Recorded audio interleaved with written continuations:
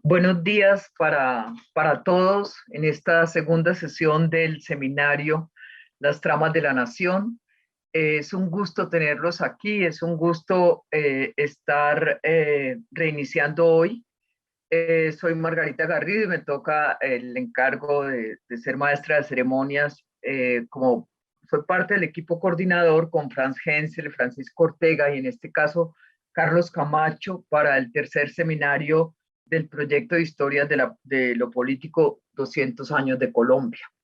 Les quiero dar la bienvenida a los ponentes, comentaristas, a toda la audiencia en los distintos canales y redes y agradecer de nuevo a las instituciones que nos apoyan, al Banco de la República, a las universidades Nacional del Rosario y Externado.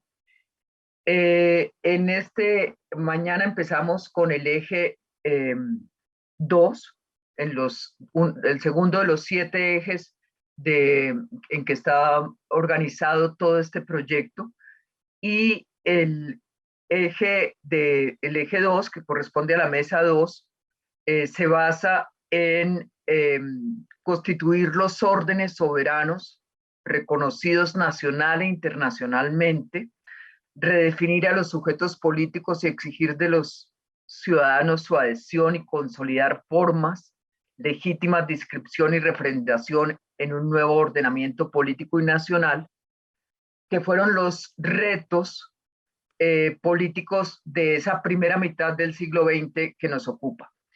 Este periodo presenció, como sabemos, la transformación social, política y económica del país y en el orden global, las dos guerras más grandes en la historia de la humanidad, la consolidación de la hegemonía mundial norteamericana y al mismo tiempo el nacimiento y desarrollo de su némesis, la Unión Soviética.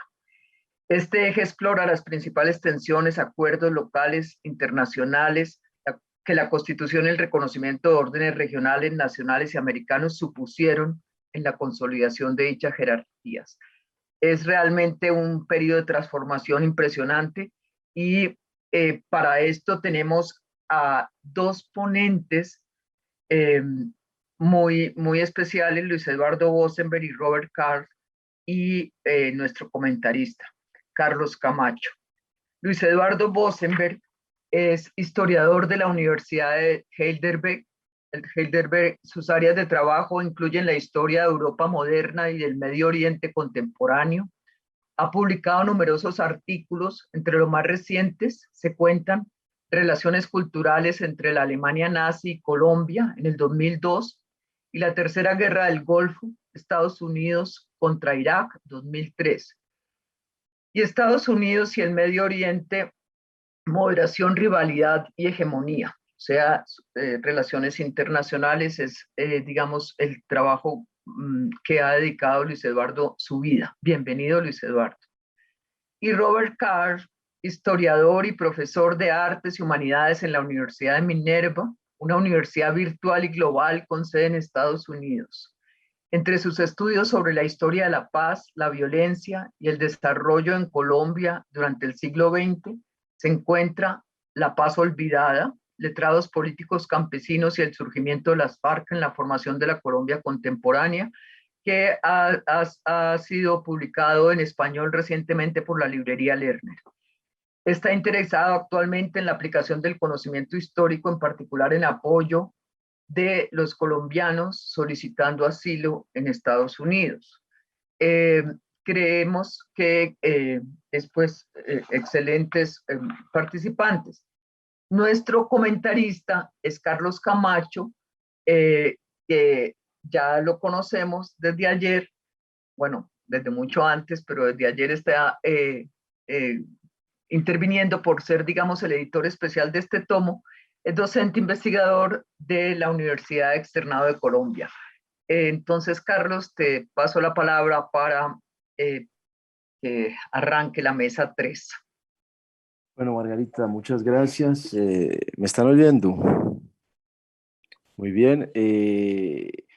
Gracias al profesor Carlos, al profesor Bosenberg por haber aceptado esta invitación. Como bien lo dijo Margarita, yo soy coorganizador de este seminario, no hago parte del equipo original y digamos que mi apoyo es tanto en la parte de la organización como en la parte de la futura edición de las actas o memorias de nuestro seminario. Eso es importante decirlo porque pues algunos de los comentarios que haré van en ese sentido, pensando ya en cómo transformar estas ponencias que son relativamente cortas y digamos que todavía no tienen una forma definitiva, en algo que entre en el proyecto general del que hablaremos con mucha más tranquilidad el viernes en la tarde, como ya lo dijeron mis colegas. Simplemente voy a decir para empezar que lo que nos convoca aquí es el tema de la soberanía y el reconocimiento. Voy a ser muy breve. Si entendemos soberanía como una especie de poder político supremo, poder incontestado que se ejerce sobre un territorio, en este caso nacional, en este caso Colombia, pues así como yo leo estas ponencias, que debo decirlo de entrada, me parecen bastante estimulantes, muy interesantes, me hicieron pensar en muchísimas cosas, tantas que no estoy seguro de poder organizarlas y de que salgan claramente de mi cabeza. Hice algunos esquemas, pero bueno, igual en este momento creo que se trata de dialogar y de recibir también las preguntas del público para ver hacia dónde nos lleva esto. Y así como yo leo estas ponencias, creo que lo que vamos a ver son varios ejemplos y varios análisis de lo que yo llamaría contrapoderes, enfrentados a este supuesto poder que ya dije supremo, incontestado, de un Estado sobre un territorio. Esos contrapoderes pueden ser internos, pueden ser externos, pueden ser grandes, pueden ser pequeños. Yo voy a dejar ahí, le voy a dar la palabra. No sé, según el programa, quién empieza, Margarita, si es Robert o es Luis Eduardo. Según el programa está Luis Eduardo. Está Luis Eduardo, entonces Bueno, vámonos con Luis Eduardo, empecemos con Luis Eduardo. De nuevo, muchas gracias por aceptar la invitación y muchas gracias a todos los que nos están siguiendo por las diferentes redes sociales. Luis Eduardo, la palabra es suya. gracias. Bueno, yo titulé esta ponencia Redes de influencia de la Alemania nazi en Colombia. Por lo consiguiente, estamos en la década de los 30 del siglo pasado. Y unos contextos son necesarios antes de mirar lo que proponemos. Un poco como se dijo, Colombia se inserta cada vez más en la zona de influencia de los Estados Unidos, respice polum, polo de atracción, pero de todas maneras Alemania también cuenta con un cierto prestigio en Colombia desde el siglo XIX y parte de la élite colombiana mira en general a Europa y hacia Alemania. En ese sentido, vamos a tener entonces una idea general importante es que alemanes y estadounidenses compiten en Colombia y por Colombia por influir en este país. Entonces, eso es muy importante porque hace parte de esa soberanía contestada como un poco lo acaba de decir aquí Carlos. Nosotros entonces Colombia tiene un reto político, los Estados Unidos, pero también asiste al resurgimiento del Tercer Reich y va a tener muy buenas relaciones con ese Tercer Reich, relaciones diplomáticas, comerciales, militares, culturales, sobre las que inclusive yo ya he escrito varias cosas, en fin. Pues nuestro tema no es esas relaciones internacionales en sentido tradicional. Nosotros más bien no vamos a hablar tampoco de presencia alemana ni de relaciones cordiales entre Alemania y Colombia. Nosotros vamos a hablar de redes de influencia, como lo dijimos en el título, una gran cantidad de frentes de trabajo que a los que escasamente nombraremos por encima, por falta de tiempo. Y la palabra clave aquí es soft power alemán, soft power, es decir, esa capacidad de influir de forma dulce, entre comillas, la capacidad de crear una fuerza de atracción. Entonces, nuestra idea central, resumiendo un poco lo que se acaba de decir, es cómo Berlín, además alemanes radicados en Colombia, a través de una serie de redes influyen en Colombia a favor de Alemania, dan a conocer la narrativa de Alemania, conocimientos alemanes se transfieren, hacen parte del prestigio alemán, acrecientan el prestigio alemán, que ya viene de vieja data, y rivalizan con la República Imperial, con los Estados Unidos. Entonces, repito, Estados Unidos y Alemania compiten en y por Colombia. Entonces, nosotros tenemos aquí dos tipos de redes.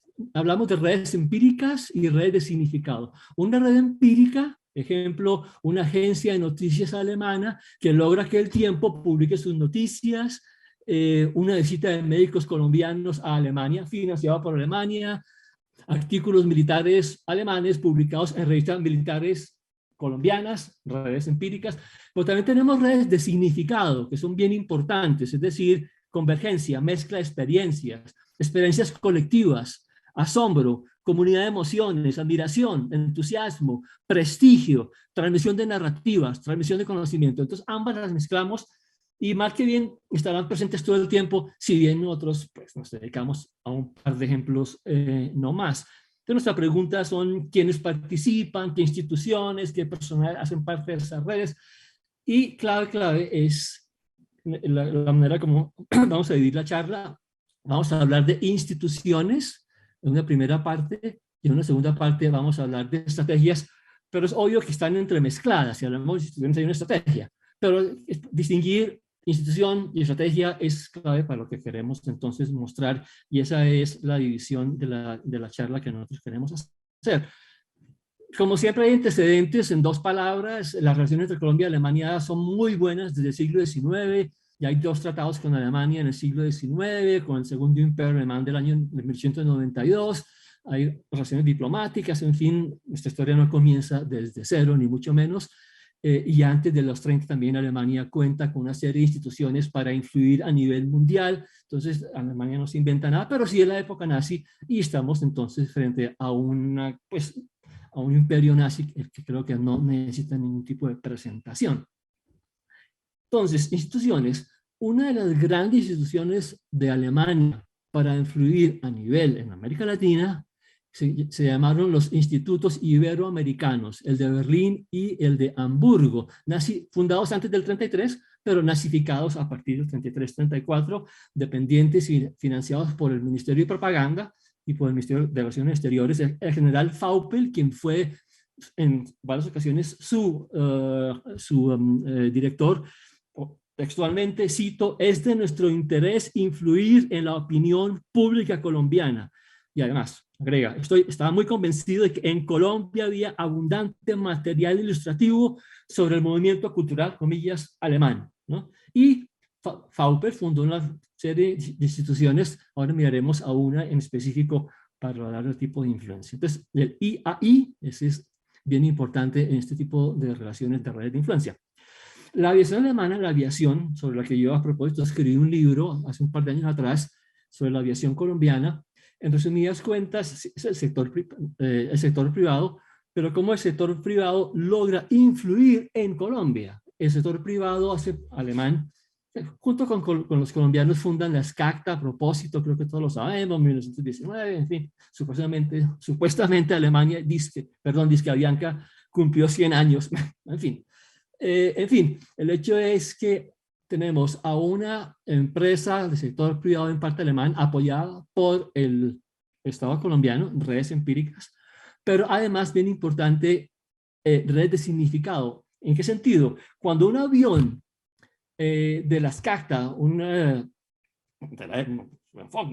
creo que hasta hemos visto fotos, en fin, llegaba a Bogotá, salían a recibirlo todas las clases sociales de la ciudad, ricos y pobres, o como los quieras clasificar.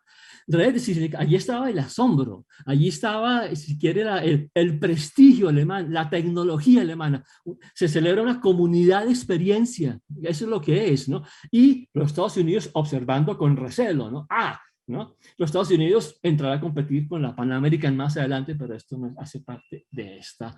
Entonces, red empírica, red de influencia, prestigio alemán y asombro.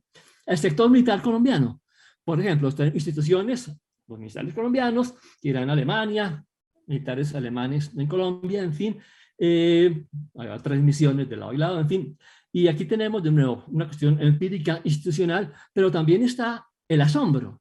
El prestigio, cuando uno lee, Rojas Pinilla, a propósito, porque es uno de los que estuvo ahí, cuando uno lee lo que escribieron estos militares colombianos, pues es el asombro, es el descreste, admiran a Alemania, ¿no? Es más, y dicen por allí, inclusive en una revista militar colombiana, dicen es que Alemania es simplemente una gran potencia militar, es decir, admiran a Alemania, prestigio alemán. Otro sector, la delegación de Alemania, es decir, la representación diplomática alemana en Bogotá, tiene muchas tareas. También tengo un artículo que se publicó hace años específico sobre la delegación de Alemania en específico. Aquí, en dos palabras, ¿qué hace esa delegación de Alemania? Pues trae, por ejemplo, alemanes que estén a Colombia, profesores, intelectuales, ¿no? Para transmitir conocimiento alemán, ¿no? Por el prestigio alemán, ¿no? Y siempre en el contexto de la rivalidad con Estados Unidos y otros imperios. Entonces, si ese diplomático se entera que llegó un profesor francés, escribe a Berlín, llegó un profesor francés, tenemos que llevar a Colombia un profesor alemán. Entonces, ahí está de nuevo la rivalidad, en fin, transmisión de conocimientos. La radio es ese aparatito famosísimo en la década de los 30, mundialmente cada vez se expande. Los alemanes fueron en esto también brillantes a nivel mundial. Se fundó la KBS, Servicio de Onda Corta, transmitió en 53 idiomas, en 37 en América Latina transmitía 14 horas al día, y ahí estaban los ingleses y los franceses y los norteamericanos abrumados. Miren lo que hace Alemania, tenemos que hacer lo mismo, ¿no? Alemania era en este sentido pionera, y su programación la publicaba la prensa de Barranquilla bajo el titular de la radio alemana. El Tiempo anunciaba, por ejemplo, que se transmitirá música colombiana tal día por la emisora, que habrá una conferencia llamada La leyenda del Tequendama en tal día, y no faltaba un colombiano que escribía a la radio Onda Corta allí Alemania, pidiendo apoyo, admirando a Alemania, en fin. La cuestión era efectiva, y sobre todo bien importante cómo los mismos colombianos se convierten en transmisores de esa transmisión, valga la redundancia, ¿no? Sí, hacen parte de la propaganda alemana. Esa es la idea también de redes. La agencia de noticias Transocean, TO, por ejemplo, también regalaba noticias a las radios colombianas para que transmitieran la noticia. Entonces, las emisoras unidas, la emisora Atlántico, la Voz de la Patria, la Radio Cali, la Voz de Colombia y la Voz de Bogotá transmitían noticias que venían de la TO, es decir, directamente de Berlín, la versión de la noticia alemana. Entonces, la TO además regalaba noticias a la prensa de Barranquilla, al relator de Cali, al Tiempo, y el Tiempo, si uno mira, si uno cuenta, en la 34, 35, 36, en esos años, en la página internacional, allí hay una gran cantidad de noticias de la TO que disminuirán con el tiempo, pero había, junto con las norteamericanas, con la UP y otras, obviamente. La Cámara de Comercio Colombo-Alemana, fundada en 1935, con las tareas típicas de una Cámara de Comercio, propaganda comercial, negociaciones, en fin, apoyar a clientes, apoyar a representantes comerciales, pero también, bien importante, que no todo viene de Alemania. La Biblioteca Nacional de Colombia, situada aquí en el centro, en ese edificio que todavía está ahí, la 24 con Quinta, tomó una serie de iniciativas para establecer una gran cantidad de canjes con instituciones alemanas. Entonces aquí habla, pues se puede hablar de redes, nombro unas cuantas, por ejemplo, canjes con las universidades de Heidelberg, de Múnich, de Halle, de Kiel y de Colonia. Venían publicaciones, nombremos una que venían de Alemania, la llamada el Boletín del Archivo de Economía Mundial de Hamburgo, que oficialmente se trata de problemas económicos, pero si uno mira esos boletines que están ahí todavía en la biblioteca, hay propaganda política, es decir, básicamente se habla a favor de Alemania, por ponerlo en una sola palabra. Cuando celebran los 400 años de la fundación de Bogotá, ahí está presente que la Biblioteca Nacional organiza una gran cantidad de eventos, feria del libro, ahí llega, hay un stand de la Alemania nazi, llega también un profesor alemán, el profesor Petriconi, hay una conferencia, en fin. Entonces allí está también la iniciativa alemana, y bien importante tener en cuenta que las iniciativas no solamente vienen de Alemania, sino también de Colombia, que es clave resaltarlo. Son iniciativas de ambos lados del Atlántico. Entonces yo esto también lo repito constantemente es parte de la conclusión. La revista alemana, por ejemplo, una revista que de 10.000 ejemplares al año, en español y en portugués, publicada en Hamburgo, distribuida por la delegación de Alemania, distribuida por otras instituciones aquí en Colombia. Una típica revista que todavía está aquí en la Biblioteca Nacional, una revista para descrestar, fotos magníficas en blanco y negro. Alemania es simplemente hermosa, perfecta, las autopistas, la arquitectura, es decir, descrestar la palabra es una manera de influir, de asombrar. Es bien importante, esa red significa asombrar a favor de Alemania, esa es la tarea. Dentro de estos hay una gran cantidad de actividades de los IAIs de Berlín y de Hamburgo. Una, por ejemplo, nomás para citar nada de la brevedad, pues hay una campaña anticomunista organizada desde Berlín. Se organizan una serie de celebraciones en Hamburgo y en Berlín. Asisten los diplomáticos colombianos, Carrizosa, que es el diplomático, el cónsul en Hamburgo, y Carrizosa allí explícitamente dice allí, para que usted habla de los canallas, es decir, básicamente se está hablando de la guerra civil española, cuyo contexto todos conocemos, y los colombianos, la narrativa colombiana es en contra de la república, a favor de los nacionalistas, y muy a tono con la campaña anticomunista orquestada desde Berlín. Si son los alemanes los colombianos diplomáticos que muestran su cara, pues, como llamada de derecha anticomunista. Entonces es una ágil campaña desde Berlín para integrar a los anticomunistas de Colombia, en fin, de América Latina, en contra, pues, en fin, del comunismo. Una manera muy ingeniosa también de influir es la visita de barcos de guerra. Ya se ha hecho en el siglo XIX, hay 3 barcos de guerra que llegan aquí en la década de los 30, y vale la pena un par de detalles por lo que podemos llamar el gran éxito de estas visitas. La recepción en el Club de la Popa, allí en Cartagena, en fin, con toda la élite del gobernador, los sectores empresarios alemanes de la clase alta, sectores altos de las clases altas allí de la costa, en fin, la prensa que reseña, la prensa nacional, la prensa local, la visita al presidente de Colombia con gran pompa, el desfile de estos militares, y todos los artículos a favor de Alemania, en dicho Alemania, la Alemania y la flota alemana, y los alemanes, y qué maravilla Alemania. Se reparte propaganda a propósito, unos folletos ahí que hablan de las juventudes alemanas, pues la propaganda también se utiliza, en fin. Entonces, también clave allí el asombro, ¿no? Ir a mirar ese barco, ¿no? Ir a mirar ese barco, buque de guerra alemana, que fueron mucha gente a mirarlo allí en la costa de Colombia, ¿no? Entonces, de nuevo, red de significado, pero también red empírica. Uno puede imaginarse el reporte del diplomático alemán a Berlín diciendo, esto fue el éxito, esto hay que básicamente repetirlo, ¿no? Otra cuestión, bueno, visitas de alemanes, ya vimos una, por ejemplo, un profesor X y otros tantos hacen parte de esa transmisión del conocimiento y pues, de esa presencia alemana. El IAI de Berlín fundó lo que se llamó la Academia Médica Iberoamericana, y invitaba médicos. Fueron muchos colombianos, yo tengo aquí la cifra de 29 colombianos que fueron el año 39 a Berlín.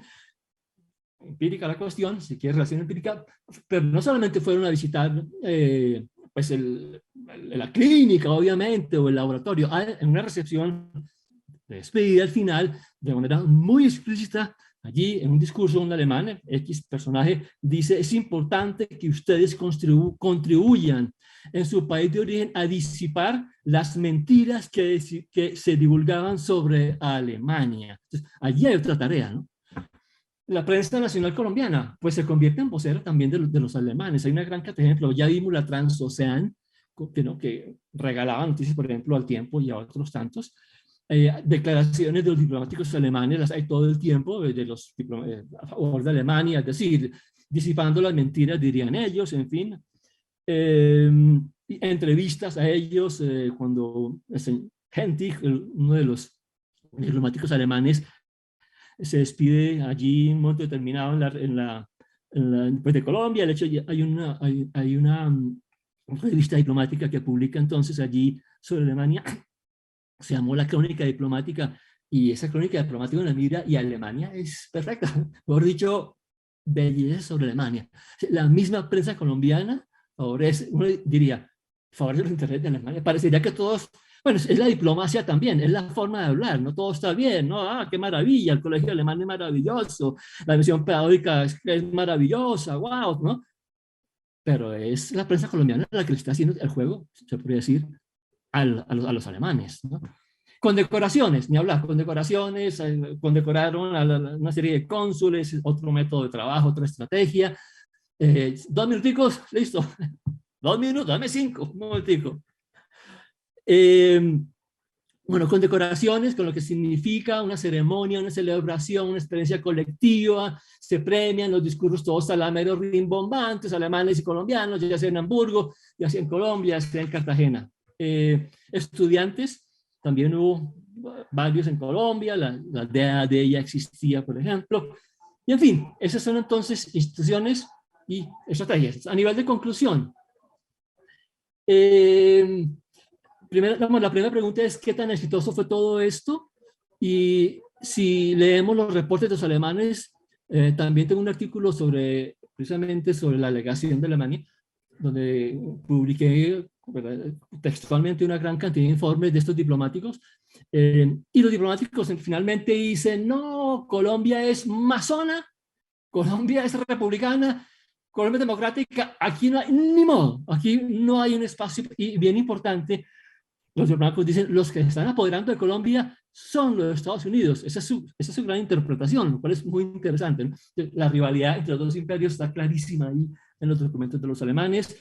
Los motivos de todo esto, creo que lo dijimos, influir, la cuestión de influir, transmisión de conocimiento, hacer conocer la narrativa, conservar el prestigio. Los participantes de todo esto, pues la élite, es decir, todo lo que yo he encontrado tiene que ver es con médicos, militares, estudiantes, altos funcionarios, la élite como objetivo alemán.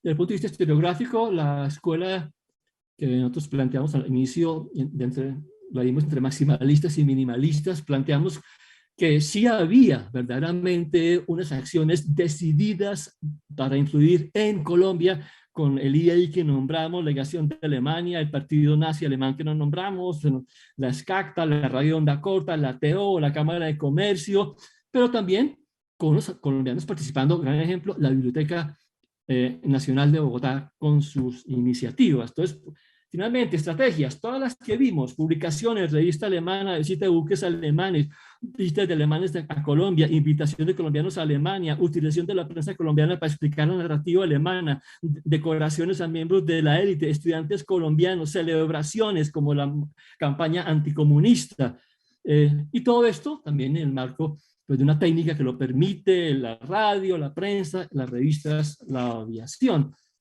Entonces, yo creo que ahí a grandes rasgos está todo.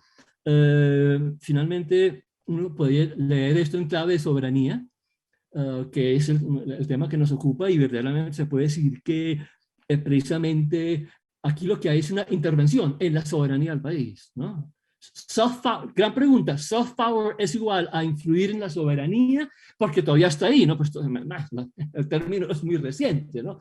Soft power norteamericano, Hollywood, etcétera. Eso es interferir en la soberanía, pero tenemos la pregunta abierta y puede ser parte de la discusión, pero Alemania sí utilizó un gran soft power para influir en Colombia. Gracias. Muchas gracias, profesor Bosenberg. Muy interesante ese concepto de soft power, lo vamos a retomar ahora, pero pues por lo pronto demos la palabra al profesor Robert Karl. Robert, pues, repito, son 20 minutos. Cuando falten 5 te hago una seña y bueno, sí, nos podemos estirar unos minutos más, no hay problema. La palabra es tuya. Quiero primero dar mis agradecimientos a Francisco, Carlos, Margarita y los otros organizadores del seminario. Es un verdadero honor estar al lado de los otros ponentes y quiero en particular decirle una palabra especial a Tico, quien siempre ha sido una inspiración y uno de mis héroes intelectuales. Para citar algo que dijo Tico al comienzo de la primera sesión ayer, lo que voy a presentar ahora es una colección de hilos. No sé si llegan a formar un tejido completo, pero por lo menos espero que se encuentren interesantes los hilos. Llevo mucho tiempo pensando en estos temas y finalmente logré escribir algo sobre ellos para este evento, aunque el proceso se demoró demasiado y por esa razón quisiera agradecer también a Camacho por su paciencia en el recibo de mi texto. En el espíritu de este seminario voy a cruzar varias divisiones historiográficas, entre ellas el marco cronológico del seminario mismo. Primero, para comprender las dinámicas de la violencia con mayúsculas, tanto como algunos ciclos políticos que comenzaron con la presidencia de Laureano Gómez, hay que ir a los años subsiguientes, hasta comienzos de los años 60. Segundo, las respuestas de los políticos e intelectuales colombianos a los grandes cambios en las Américas después de 1903 tenían su base en los imaginarios y legados constitucionales del siglo XIX. Y con eso comenzamos.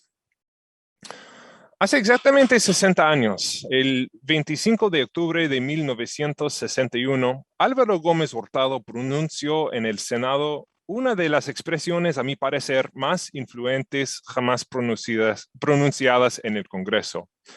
En medio de una extensa crítica de las políticas del Frente Nacional, Gómez hizo una alerta sobre la supuesta incapacidad del gobierno de defender la nación. Y eso es lo que no se ha caído en la cuenta, anunció el senador conservador. No se ha ido en la cuenta de que hay en este país una serie de repúblicas independientes que no reconocen la soberanía del Estado colombiano, donde el ejército colombiano no puede entrar, donde se le dice que su presencia es nefanda. Hay la República Independiente de Sumapaz, hay la República Independiente de Planadas, la de Río Chiquito, y ahora tenemos el nacimiento de una nueva república independiente, la del Vichada. La soberanía nacional se está encogiendo como un pañuelo. No voy a detenerme en las consecuencias de este discurso para la historia del conflicto armado, o mejor dicho, la mitología alrededor de tales consecuencias. Más bien, anoto que por toda su fama, el concepto de la República Independiente no fue invento propio de Álvaro Gómez. Tampoco eran limitadas al contexto inmediato de la Guerra Fría, las ansiedades políticas que encarna el concepto. Al contrario, el discurso de Gómez refleja las actitudes contradictorias sobre el poder político y estatal. Mejor dicho, la tensión entre una visión unitaria del poder y el reconocimiento de una pluralidad de autoridades locales. Y por eso, esa razón me gusta mucho la palabra que usó Carlos de contrapoderes. Por supuesto, ya existe una inmensa literatura sobre el carácter fragmentario de la soberanía en el mundo postcolonial. Lo que hace la historia del concepto de la República Independiente es proporcionar un vernáculo colombiano para entender tantos los macroprocesos históricos como algunos momentos decisivos en la evolución de ideas y prácticas sobre la formación del Estado. Y voy a contar, si la tecnología me permite, contar esta historia con la ayuda de algunas fuentes primarias. La primera fuente es un mapa publicado en el periódico de la familia Gómez un mes después del discurso de Álvaro. Es un documento fascinante. Un detalle que me llamó más la atención es que mientras Álvaro hizo referencia a la República Independiente de Río Chiquito, el siglo retrató una república de Río Negro. una alusión, creo yo, al municipio antioqueño donde la constitución confederalista había nacido un siglo antes. Y existen otras evidencias para este argumento. Al retomar la presidencia en 1962 bajo el Frente Nacional, la corriente ospinista del Partido Conservador abogó por la reivindicación de la autoridad del Estado y la consiguiente eliminación del bandolerismo entonces vigente. Abandonando el vernáculo actual de la República Independiente, el ministro del Interior, el antioqueño Eduardo Uribe Botero, indicó que la administración no toleraba más estados soberanos. Al invocar así una unidad geográfica administrativa que había desaparecido casi 8 décadas antes con la derogación de la Constitución de 1863, Uribe Botero señaló las raíces profundas de la preocupación de su partido con la posibilidad de la disolución territorial. Bueno, hay una bonita cita, siguen los problemas técnicos, pero existe una cita muy bonita de Miguel Antonio Caro de 1885 que muestra los dos conceptos de lo político que más me interesan acá, la autoridad y la soberanía. Y ambos conceptos nutrían la idea de la república independiente. Y los dos conceptos implican una visión, como ya dije, una visión unitaria del poder dentro y fuera de las fronteras nacionales. Pero la historia de Colombia está repleta de ansiedades sobre la difusión de la autoridad. Por ejemplo, otra frase que se ve acerca de los jefes guerrilleros de la violencia es la autoridad ilegítima. Los diplomáticos estadounidenses en Bogotá en los años 60 no entendían cómo esos comandantes liberales, los limpios, lograron establecer cierta estabilidad en sus regiones a la vez que constituían una ley en sí mismos. Bueno, con todo el lenguaje renovado y reforzado de autoridad que acompañaba la regeneración, algo que vemos, bueno, está en la frase de Caro que no aparece, que ahora no puedo compartir. Bueno, a pesar de este lenguaje renovado de autoridad, el proceso de gobernar bajo el orden constitucional de 1886 confrontaba las mismas presiones centrífugas que antes, lo cual suponía una constante dispersión del poder, aunque bajo diferentes matrices institucionales y con nuevos socios. El caso más obvio es el de la Iglesia Católica, que recibió después de 1888, y aquí cito a María Uribe de hincapié, el control directo sobre varias formas de socialización, entre ellas la educación y la administración civil de los llamados territorios nacionales. La posibilidad de la disolución nacional, es decir, de la fragmentación del poder debido a la participación en el ámbito nacional de actores definidos por las autoridades como no deseables. Esta posibilidad se hizo realidad con la separación de Panamá en 1903. Con este trauma fundamental, la preocupación de la élite pasó de la autoridad más a la soberanía. Y a partir de esta conjuntura, fue más fácil tildar de antinacional cualquier fuerza política que tratara de participar en el ejercicio de la autoridad a nivel local o regional. Y se ve en los años 10 y 20 del siglo pasado una tradición crítica sobre la soberanía que culminaría luego con el discurso de Álvaro Gómez. Esta crítica no tenía una fuente única ni una expresión singular, como ya veremos, pero la primera referencia que yo podía encontrar se originó con nada menos que Laureano Gómez a sus 21 años. El nacionalismo incipiente de Laureano se oponía a cualquier acercamiento entre Colombia y Estados Unidos. En este contexto, a finales de 1910, Gómez repudió la soberanía y autoridad de Panamá, que representó para él un mero departamento en estado de rebelión, una pseudo-república y una republiquilla. Medio siglo después, los contemporáneos de Álvaro Gómez observaban la continuidad entre las subsiguientes críticas de Laureano hacia el régimen conservador en los años 20 y el argumento contra el Frente Nacional que presentó Álvaro en su discurso sobre las repúblicas independientes. La expansión de la influencia de los Estados Unidos durante la primera parte del siglo XX también generó otra corriente nacionalista que se materializa en forma modificada en los años 60. Pero esta tradición era de origen liberal hasta radical y tenía una fuerte componente popular.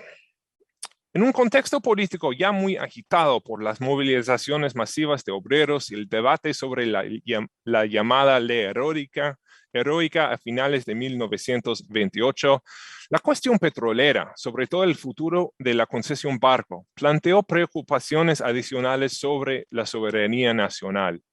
Y ante la noticia de la creciente intervención de Washington en las negociaciones entre las empresas petroleras y el gobierno colombiano, varios sectores políticos y sociales prendieron alarmas. Tenemos la impresión de que ha llegado el momento de comprobar si somos o no somos una nación soberana, proclamó El Tiempo. Se había resultado el espectro de 1903, pero fue ahora visto con una sensibilidad no solamente antiimperialista, sino también anticapitalista. Por ejemplo, a principios de octubre de 1928, manifestantes en Barranquilla levantaron banderas con unas leyendas, como no se repetirá el caso de Panamá con las concesiones petroleras, no más oro yanqui a cambio de jirones de la patria, y afuera los filibusteros del Catatumbo. Y bueno, encontré unas caricaturas muy bonitas de Rendón de esas mismas semanas que desafortunadamente no puedo compartir, pero estas imágenes, los símbolos, las referencias de estas imágenes y de las banderas de los obreros de Barranquilla también encontraron expresión en el Congreso, con un discurso del representante liberal Gabriel Turbay, quien denunció, abro comillas, los planes infames que combinan y adelantan los piratas internacionales con el aplauso y la complacencia íntima de determinados gobiernos para formar lo que se ha dado en llamar la República de Zulia o del Catatumba. Tenemos entonces unas referencias recurrentes a la forma estatal de la República para señalar desafecto hacia las políticas del gobierno de turno en Bogotá, en particular la aplicación del gobierno de la autoridad, que en ciertas circunstancias internacionales implica además riesgos para la autoridad absoluta de la soberanía. Por otra parte, hay que comparar las banderas antiimperialistas en Barranquilla y las palabras de Turbay con unos sucesos posteriores. Cuando el ejército colombiano lanzó la invasión de Marquetalia en mayo de 1964, en una ofensiva llamada Operación Soberanía, el periódico comunista Voz Proletaria publicó un editorial con el título Las concesiones petroleras son las repúblicas independientes. En este editorial, el abogado sindicalista Diego Montaña Collar aseveró que es cierto que ni en las regiones apartadas de Marquetalia ni en los campos del petrolero ejerce su misión protectora la autoridad del Estado, pero tanto que las campesinas no se han opuesto jamás en la acción del Estado que se les lleve salud, cultura y seguridad para los frutos de su trabajo. Esta perspectiva valiosa en sí sugiere también en el sector petrolero, en el caso del sector petrolero, la existencia de una tradición clasista y quizá regional alrededor del concepto de la República Independiente.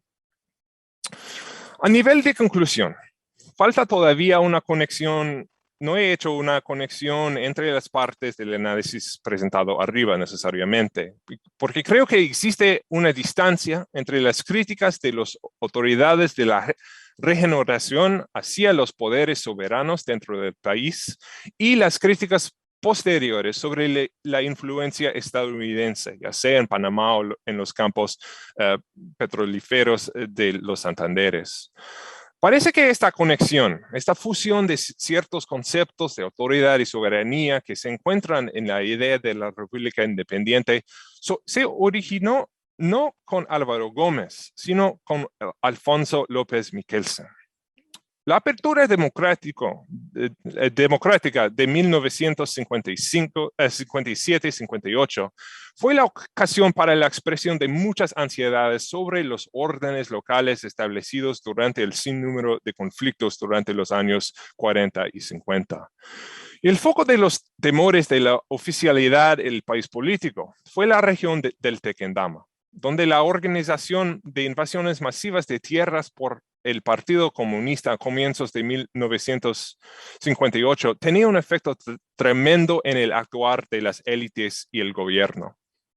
Y fue en este contexto que López Michelsen escribió en su revista La Calle que en Utah, abro comillas, de tiempo atrás el comunismo tiene establecida una especie de república independiente.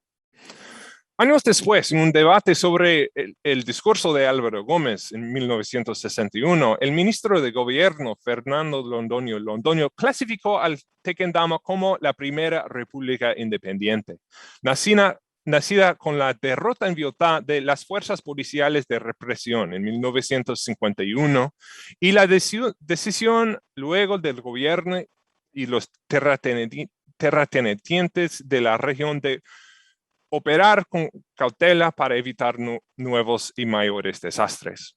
Pero nunca, dijo Londoño, me atrevería a enjuiciar al presidente Gómez por aquellas ocurrencias, porque fueron hijas de una situación general creada y vigente en la mayor parte del país. Y este reconocimiento de la formación accidental de la primera república independiente en condiciones de necesidad subraya para mí la medida en la cual el concepto de la república independiente funcionó y sigue funcionando hasta el debate, hasta el presente, con el debate actual sobre las zonas de reserva campesina. Cómo este concepto funciona como una estrategia de oposición. Tiro Fijo comentó en 1999, y esta cita aparece en un ensayo de Tico, las supuestas repúblicas independientes existían tan solo en la mente del Parlamento, en cabeza del doctor Álvaro Gómez. Tiro Fijo tenía cierta razón, porque las repúblicas independientes nunca han existido como una realidad sociológica o política. Pero Tiro Fijo tampoco estaba consciente de las largas tradiciones y perspectivas históricas que nutrían la frase de Gómez. Los orígenes del concepto de la República Independiente se remontan a una época en la cual los políticos y intelectuales colombianos todavía lidiaban con los legados políticos del orden constitucional de 1863, al tiempo que también enfrentaban el surgimiento de un nuevo orden capitalista. El problema de la difusión del poder político es una cuestión constante, por supuesto, en la historia de Colombia. Y encontramos en el tratamiento de los actores del pasado, de las ideas de autoridad y soberanía, un vocabulario propio para describir y proponer soluciones a esta cuestión. La evolución de estos conceptos merece más, creo, de nuestra atención, para que veamos con mayor precisión la vida social y política de estas ideas y, en el espíritu de este seminario, los vínculos y continuidades entre las tradicionales divisiones historiográficas. Gracias. Bueno, gracias a vos, Robert. Impresionante, 19 minutos, 30 segundos. Lástima que no se vieron las imágenes, pero yo creo que el texto es lo suficientemente elocuente y claro. No hay ningún problema en que pues, no haya llegado exactamente en el momento.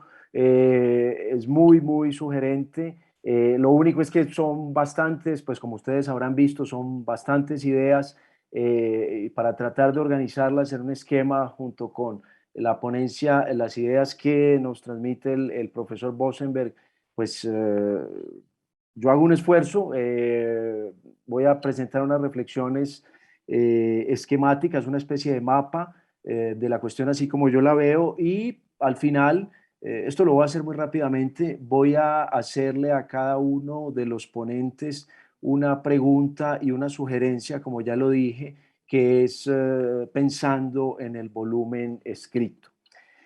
Pues como les dije al iniciar, cuando hablamos de soberanía, de ese poder supuestamente incontestado, veo que hay pues como dos sentidos grandes en los que se puede ejercer. Uno es hacia adentro y el otro es hacia afuera o más precisamente hacia los bordes, hacia la periferia, hacia los límites del territorio. Esto nos va a poner ante dos grupos grandes de contrapoderes para utilizar pues esa noción que me parece que es útil para juntar las dos ponencias de manera esquemática, repito, unos contrapoderes internos y unos contrapoderes externos. Yo creo que vemos claramente, me gustan mucho unas expresiones que utiliza Robert, me parece que son bastante iluminadoras. Él habla, cuando está refiriéndose a contrapoderes internos, habla de presiones centrífugas, habla de difusión de la autoridad, habla de dispersión del poder. Y yo creo que es en ese sentido que va estos contrapoderes. Nos da dos casos grandes, bastante importantes, el de los estados soberanos, fruto de la Constitución de Río Negro en el 63, y nos muestra claro cómo el enemigo acérrimo de este orden político, económico y social, reivindicando el principio de autoridad de manera más elocuente que cualquier otro político de la época. Y vemos también estos otros contrapoderes ya en tamaño, digamos, mucho más pequeños, que son Marquetalia, Río Chiquito, bueno, etcétera, etcétera, etiquetados como repúblicas independientes. Y aquí hay una primera sorpresa muy interesante, y es que lo que pues todos creíamos que era un invento de Álvaro Gómez, pues no, resulta que Álvaro Gómez no es el que se lo inventa. Tenemos a López Miquelsen y quién sabe de pronto quién más lo había dicho antes. Me parece que es bastante interesante y no está hablando de Marquetalia y Río Chiquito, está hablando de Biotá, si yo no entendí mal la ponencia. Hay otra cosa que me parece muy interesante y me hizo pensar en la ponencia de ayer de la profesora Margarita Serge, es la iglesia, el papel de la iglesia, y yo diría, yo no lo vería tanto como, aunque esto no lo dice pues Robert exactamente, soy yo el que está tratando aquí de organizar las ideas. Yo no lo vería tanto como un contrapoder, sino más bien yo lo vería como una especie de parapoder, en el sentido en que la profesora Sergio nos hablaba ayer de estas especies de extensiones del brazo del Estado para llegar a esos lugares alejados. Ella nos hablaba de la iglesia, nos hablaba de comerciantes, nos hablaba de empresarios, etcétera, etcétera. Entonces, yo pondría a la iglesia como una especie de, más que de contrapoder, como de parapoder, que trata de llegar a esos bordes a donde no es fácil llegar, por el caso de nuestro sur y de nuestro oriente, pues todos sabemos cómo es esa geografía, y esto nos lleva directamente hacia este segundo grupo de contrapoderes, que serían los contrapoderes externos, y aquí pues claramente tenemos dos grandísimos, Estados Unidos y la Alemania, en el caso específico de la ponencia del profesor Bosenberg, la Alemania Nacional Socialista del 33 al 45.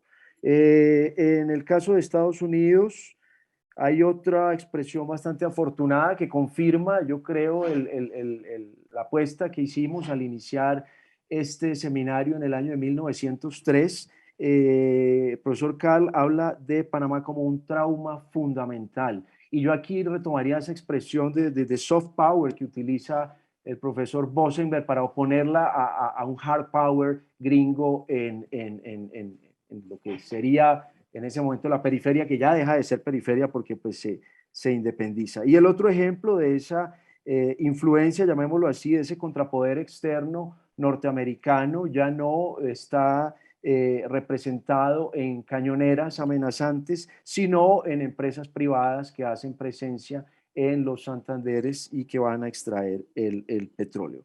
Aquí voy a leer unas cuantas líneas que alcancé a escribir sobre la parte del profesor Bosenberg específicamente, y voy a terminar lo del profesor Bosenberg con mi pregunta y mi sugerencia, para luego pasar a la pregunta y a la sugerencia al profesor Carl.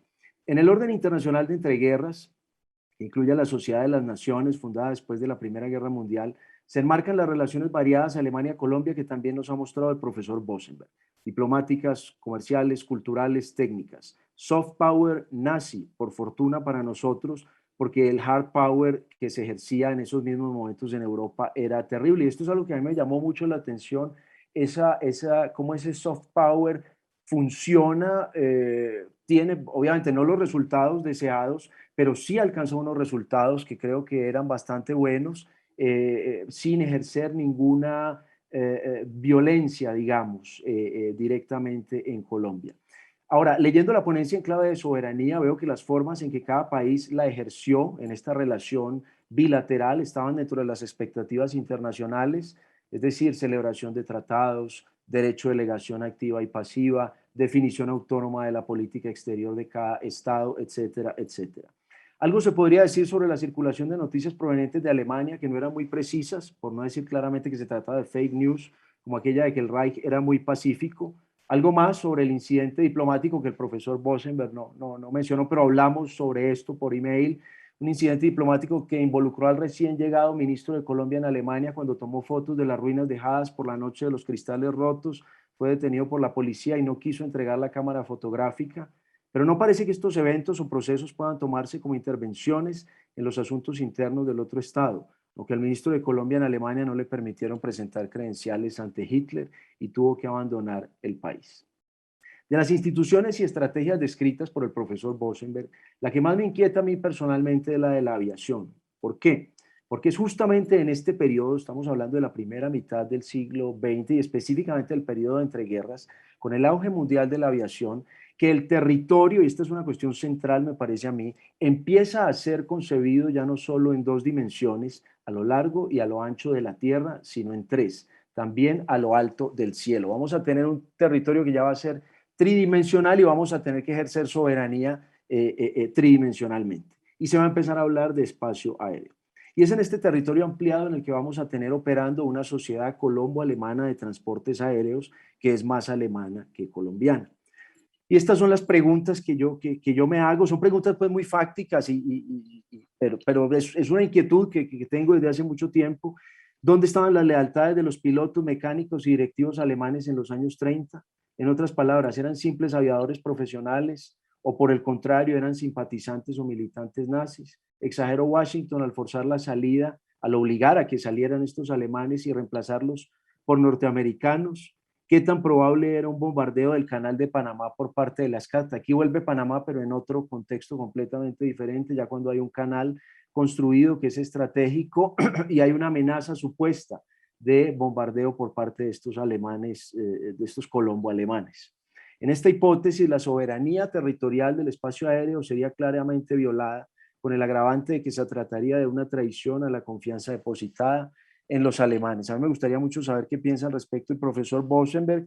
Mi sugerencia editorial, vuelvo aquí a la pantalla. Yo sé que el profesor Bosenberg ha estudiado las relaciones entre Colombia y Alemania no únicamente en el periodo nacional socialista, sino desde el siglo XIX. Y pues a mí me gustaría muchísimo, pensando en el volumen, que él ampliara esa cronología hacia atrás y hacia adelante. Yo sé que el número de páginas es reducido, pero digamos, manteniendo la clave de lectura de la soberanía, a mí me interesaría mucho saber cómo empieza ese siglo XX, cómo son esas relaciones, por ejemplo, con la República de Weimar. Si nosotros empezamos el siglo con Panamá, pues Venezuela, que es nuestro vecino geográficamente más parecido, la empezó con un bloqueo naval alemán, si yo mal no entiendo, en 1902-1903. Yo creo que sería interesante establecer esas comparaciones. Y hacia adelante, después del 45, porque pues nuestro marco cronológico lo permite, cómo fueron esas relaciones en el proceso de desnazificación de Alemania que sigue a la caída del Reich. Esto en lo que tiene que ver con el profesor Bosenberg. En lo que tiene que ver con la ponencia del profesor Karl, a mí me pareció, y ya voy a terminar, la pregunta va en este sentido, además de la genealogía del concepto de república independiente rastreada en la primera mitad del siglo XX, la pregunta es esta: ¿identifica usted contrapoderes fácticos, contrapoderes reales en el ámbito interno colombiano que desafían el supuesto poder supremo del Estado entre, digamos, 1903 y 1946? Lo digo porque, y esto es curioso, yo ayer estaba invitando a los ponentes que saltaran por encima de las murallas cronológicas y de las barreras preestablecidas, pero hoy como editor les digo, por favor, manténganse adentro porque si no, no podemos organizar el volumen. Sin embargo, yo creo que la apuesta de Robert es muy interesante en la medida en que mira segunda mitad del 19 y también segunda mitad del 20 para enmarcar mejor esta pesquisa suya, pero yo me pregunto por esos contrapoderes, digamos, fácticos, y yo pienso, nuevamente inspirado en la ponencia de la profesora Sergio de ayer, pienso en la Casa Arana, en el sur de Colombia, y la pregunta final donde yo condenso esto sería: ¿tendría sentido hablar de una república independiente del Caraparaná para los primeros 10 años del siglo XX? Esa sería mi inquietud. Y la sugerencia, repito, editorial, es que república independiente me hizo pensar en un tema que me da vueltas en la cabeza desde hace tiempo, y es algo que yo llamo las etiquetas políticas pegajosas. Es un tema que me parece que es muy interesante. Yo personalmente he encontrado varias en mis investigaciones: la de draconianos, la de gólgotas, retosos democráticos, respice polum. Son rótulos, digamos, que se le ponen o a grupos de personas o a una doctrina o a diferentes cosas que terminan, digamos, ¿cómo expresarlo? Que no son puestos, digamos, por los protagonistas, sino que se ponen como con una segunda intención, pero con el tiempo esa segunda intención desaparece y terminan convirtiéndose en el rótulo por excelencia para designar eso que podemos llamar cosas. En este caso, y aquí va la sugerencia, lo que sus mismos protagonistas llamaban zonas de autodefensa.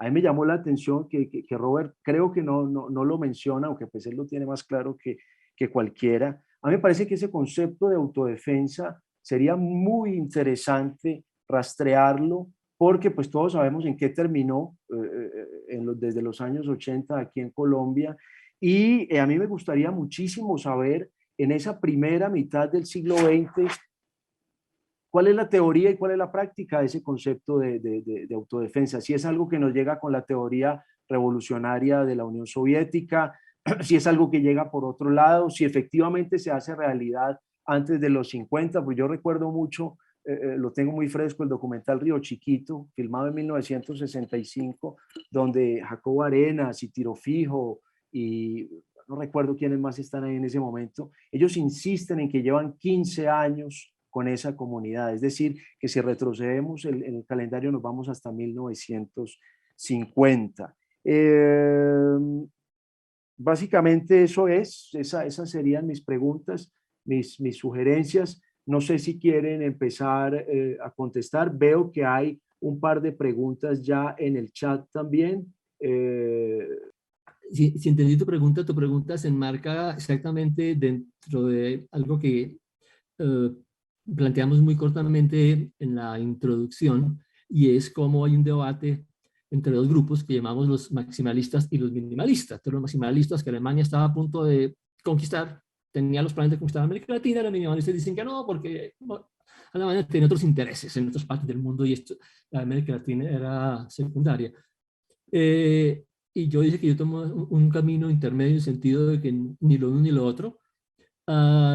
Entonces, la discusión en Colombia fue ya fortísima en su época. Si uno lee la prensa colombiana en la época, El Tiempo y otros tantos estaban muy a favor de lo que hoy llamamos maximalistas.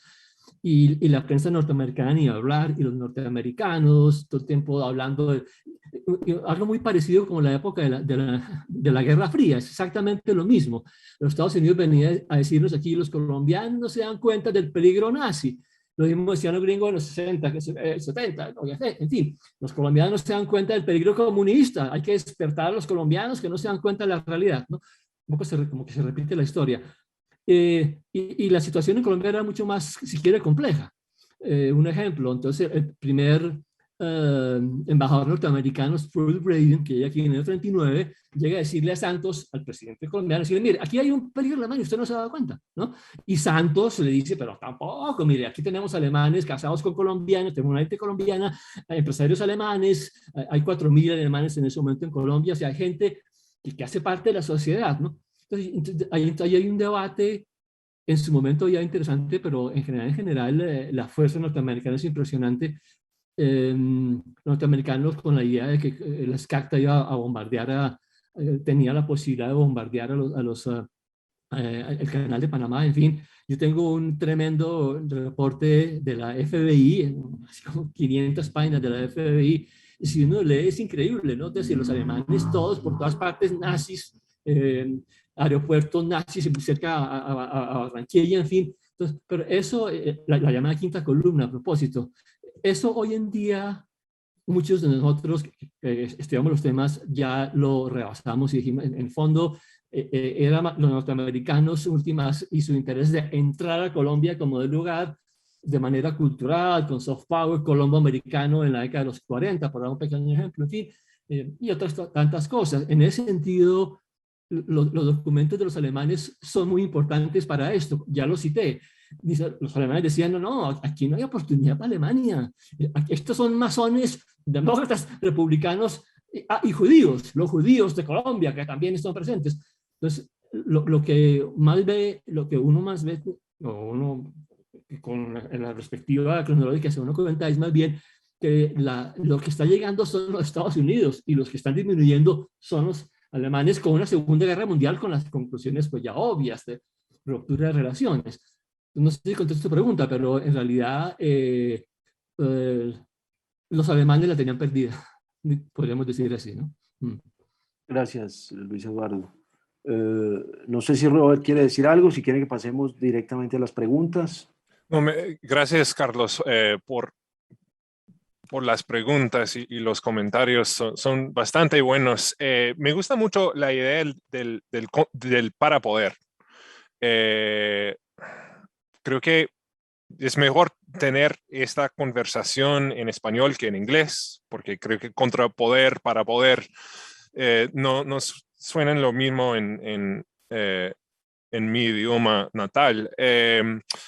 Pero bueno, lo que de pronto debería decir que no logré hacer por varias razones en la ponencia, es que me interesa sobre todo la frontera o la transición entre el parapoder y el contrapoder. Es decir, cuáles son las condiciones internacionales y nacionales que hacen que una práctica tan sistemática en Colombia, que es la dependencia del Estado en actores privados para el acto de gobernar, ¿cómo es que esta práctica se convierte en algo nefando, ¿no? Es como que se hace, ¿por qué nacen las críticas de estas prácticas?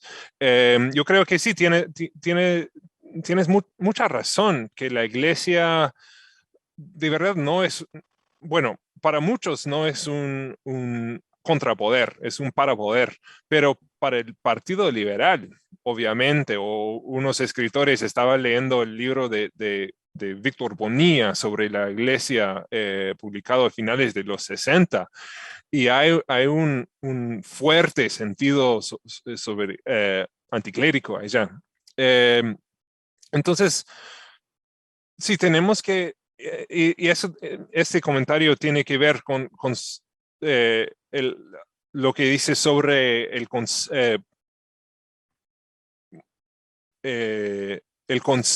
esa idea de la segunda intención. y de los términos usados por los actores mismos. Hay que pensar desde los dos, bueno, desde los tres lados, cuál es como la visión conservadora, cuál es la visión, la perspectiva liberal, pero también cuáles son las palabras, los conceptos que usan los actores dentro de la iglesia o dentro de estas comunidades agrarias.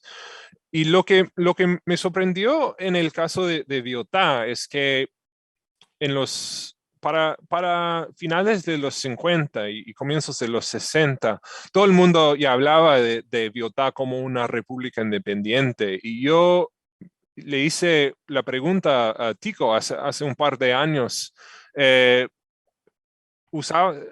usaba el concepto de la República Independiente en los años 30 para describir el poder legislativo electoral de los comunistas en el Tequendama, y él no tenía una respuesta, pero yo creo que sí, las prácticas existían en los 30, las prácticas electorales del poder electoral del partido. Después, como acto de autodefensa, en los 50 llegó la parte militar, y fue solo después de eso, a finales de los 50, con el Frente Nacional, nació la idea de la República Independiente. Es decir, estamos hablando de un lapso de tiempo bastante amplio, desde el comienzo de las prácticas y luego la llegada de los conceptos como concretos. Y tu pregunta sobre el concepto de la autodefensa es muy interesante y me toca pensarlo más. Gracias, Robert. Para seguir con el tema de la iglesia, hay una pregunta de la profesora Marimelda Ramírez, que nos acompaña en el día de hoy, dirigida al profesor Bosenberg. ¿Encontró indicios en el periodo estudiado por usted de la influencia de la Iglesia Católica alemana, ya que hacia 1947 esa influencia fue clave en la fundación Respaldo Tecnológico de la Acción Cultural Popular, ACPO o ACPO? Esa es la pregunta. No hasta el momento. No he encontrado influencia de instituciones religiosas alemanas en Colombia, no. Pero, es decir, puedo decir que todavía no los he encontrado, ¿no? Pero no. Eso es Sutatensa. Pues se concretan Radio Sutatensa. Aquí hay... La iglesia alemana en la década de los 30 en Colombia. La pregunta es sobre el periodo de posguerra, 47 específicamente. Sí. No, yo llego hasta el 45. Mi campo estudia hasta el 45, sorry. Perfecto. Sí, como que ahí sigue, lo siento. Perfecto, profesor. No. Esta es una pregunta, no sé, para el que la quiera responder, de Carlos Hernández. Si ayer hablaron de presencias selectivas del Estado, lo que se tiene entonces para ese periodo estudiado, que recuerdo que es la primera mitad del siglo XX, donde se señalaron repúblicas, es que también tenemos no una soberanía, sino más bien unas soberanías en plural. No sé quién quiere responderla. Yo creo que sí, hay que entender estos conceptos como una pluralidad en sus expresiones territoriales, digamos. Pero el problema es que las teorías constitucionales, legales, políticas, no hay ya espacio, no hay la posibilidad de una pluralidad. Estamos hablando de una visión unitaria del poder. Entonces, existe esa tensión.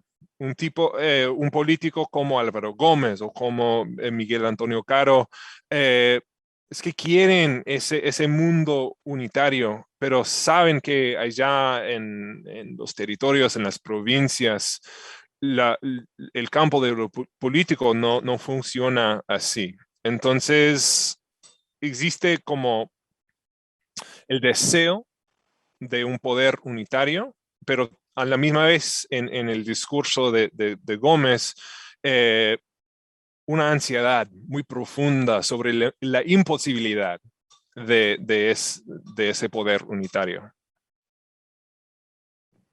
Gracias, Robert. Otra pregunta de Carlos Hernández. Estoy evacuando las preguntas que tengo en el chat. Eh, Esta no sé quién la quiere responder.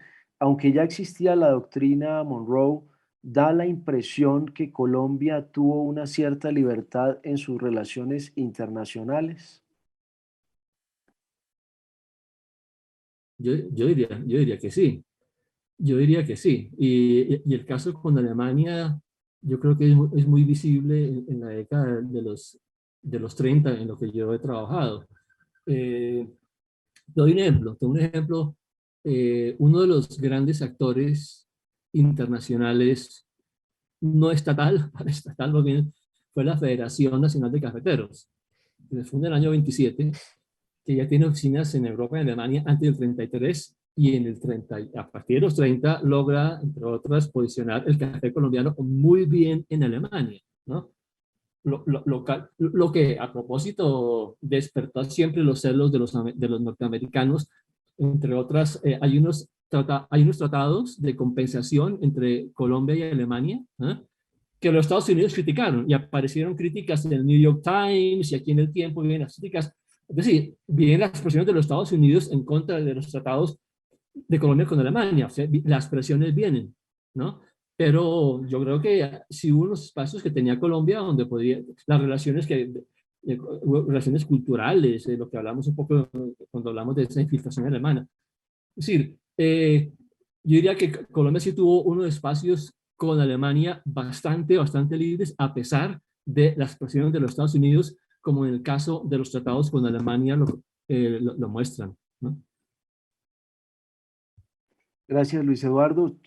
Como les digo, estoy evacuando primero las preguntas del chat y nuestro amigo y colega, coorganizador, coeditor, Franz Hensel, le pregunta al profesor Bosenberg, primero le da las gracias por su ponencia, le pregunta de qué forma esta presencia alemana que ha escrito de forma detallada reta, desafía, pone en discusión la forma en que hemos comprendido la soberanía para el periodo. Usted mencionó lo del soft power versus un hard power de Estados Unidos. ¿Podría profundizar un poco en esta idea? O sea, la pregunta en el fondo es ¿qué tan exitoso fue el soft power? Ahí está Franz. Franz, ¿qué tan Que exitoso fue el hable, soft que abra el power? micrófono. Abre el micrófono, no lo olvides. No quiero abusar de mi rol de panelista para respetar. Era un poco sí en esa línea, porque tú de una forma muy detallada nos caracterizas esta presencia alemana en Colombia. Sí. Mi pregunta era, en efecto, entonces eso que nos invita a cuestionar de la noción de soberanía, de qué manera esto reta nuestra comprensión de la presencia gringa en Colombia. Y por eso es que tú estabas empezando a mostrar esto de soft power versus hard power, es decir, qué evidencia en el fondo esta noción de la presencia alemana tan activa en Colombia a la luz de esta noción de soberanía. No sé si... Bueno, es un poco como cuando cerré la conferencia, dejé abierta como una pregunta también, y hasta qué punto el soft power es injerencia en la soberanía. Y la dejé abierta porque inclusive dije, traerla en la actualidad, el soft power norteamericano hoy en día es injerencia en este país, en el mundo entero. Y ahí es donde un poco también tendría mis dudas. Pero aparte de la actualidad, soft power norteamericano hoy en día, eh, yo creo que en la medida que tú intentas atraer con soft power a una parte de una población de un país, deseas influirlos a tu favor. Deseas, además, hay una cita, que pues, no cité en aras de la brevedad, Vaupel, el famoso general, director del IAI de Berlín, expresaba, de acuerdo a nuestra experiencia, los jóvenes iberoamericanos que reciben su formación en Alemania se transforman, casi sin excepción, en amigos de Alemania y en nuestros mejores propagandistas. Y continúa, el joven ingeniero o médico formado aquí va a vincular su empresa a Alemania y a adquirir sus productos aquí convirtiendo las relaciones culturales en económicas. Ese era el plan, ¿no? Nada nuevo, ¿eh? Eso sucede hoy en día. Hoy en día, una beca norteamericana espera que el becario regrese aquí y esté a favor de los Estados Unidos, ¿no? Entonces, yo sí creo que hay un deseo de que esos personajes de la élite colombiana estén a favor del país. La pregunta es si es en detrimento de la soberanía. Digamos, yo creo que lo que hay es también una cuestión como de identidad. Es como parte de la identidad colombiana comienza a ser también una identidad con los Estados Unidos, una identidad con Alemania. Entonces, esas múltiples entidades de ese colombiano en formación de la nación están en contra de la soberanía. Ahí me queda abierta la pregunta. Pero si hay una influencia, la hay, así sea, en una pequeña élite. No sé si eso contesta tu pregunta, Franz, o me comenta otras cosas, a ver si puedo decir otras cosas. No.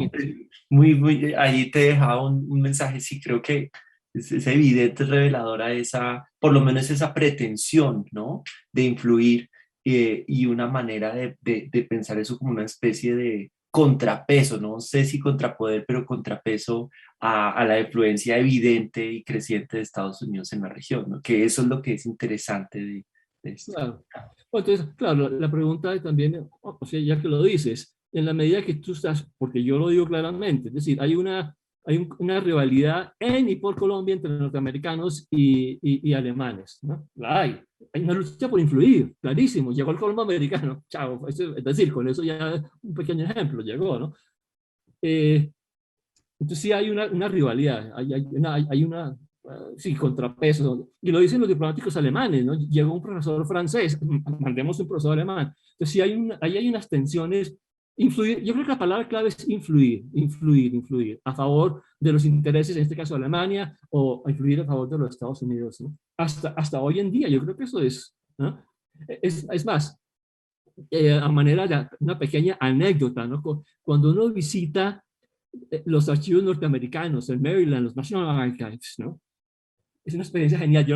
Yo digo, uno puede ir a los National Archives de los Estados Unidos y escribir la historia de Colombia sin venir acá. Porque la cantidad de información que hay sobre Colombia, uno dice fácilmente, los diplomáticos son unos espías. Y por supuesto que son los espías, transmiten toda la información que le llega oficial, no oficial, por a Washington, ¿no? Eso hace parte de influir, tener información, toda la posible del país para velar por los intereses aquí, a favor, ¿no? Entonces, es un conflicto interimperial entre alemanes y norteamericanos, ¿no? Por Colombia. No sé si eso hace parte pero volviendo al tema de la soberanía, yo el tema de soberanía no lo incluí mucho en mi ponencia porque algo como muy nuevo, o sea, ¿qué hago con eso, no? Pero tal vez eso puede ser parte de lo que estamos concluyendo, de que en ese conflicto por las luchas de influencia, ¿la soberanía está siendo infiltrada? Esa es como la gran pregunta. Y yo creo que sí. Pues yo mitigo y digo, lo que está construyendo son unas como identidades múltiples. Eres colombiano, pero te encantan los Estados Unidos colombianos, pero te encanta Berlín. Entonces, como unas identidades múltiples también en el contexto de ese conflicto interimperial en y por Colombia. No sé, no se me ocurre más. No, muy bien, Luis Eduardo. Creo que bastante buena la respuesta. Listo, si a ustedes les parece, yo voy a simplemente a leer las preguntas. Esta creo que, pues, no sé si es una pregunta exactamente, pero creo que está dirigida hacia Robert. Está en el chat de preguntas y respuestas de Juan Pablo Santamaría Romero. Dice, la tesis de las repúblicas independientes en Colombia puede tener sus orígenes en el proceso de balcanización, entrecomillado, que culminaría con la separación de Panamá, asociado a un modelo político federal inconcluso, o podría asociarse solo a un concepto de ideología política. Tal vez al final hubo un error y hiciera un signo de interrogación. Voy a leerla de nuevo. La tesis de las repúblicas independientes en Colombia puede tener sus orígenes en el proceso de balcanización que culminaría con la separación de Panamá, asociado a un modelo político federal inconcluso, o podría asociarse solo a un concepto de ideología política. Ese es efectivamente, creo, el argumento, bueno, la evidencia que encontré en cómo los argumentos de los actores históricos como Caro, como Gómez, y estoy pensando de nuevo ahorita en ese proceso de la práctica a las ideologías o las ideas. Porque creo que la pregunta de Juan Pablo se trata de eso, ¿sí? De unos hechos reales, vividos, unos hechos políticos y luego las ideologías. Y creo que tenemos que pensarlo como un proceso de formación, de transición de un forma de lo político a otro. Veo también, leo la pregunta de Franz en el chat. Eso es un tema que también me interesa mucho. Creo que uno de mis problemas para este seminario es que la mayoría de mis ejemplos son de la época del Frente Nacional, por ser la época que más he estudiado.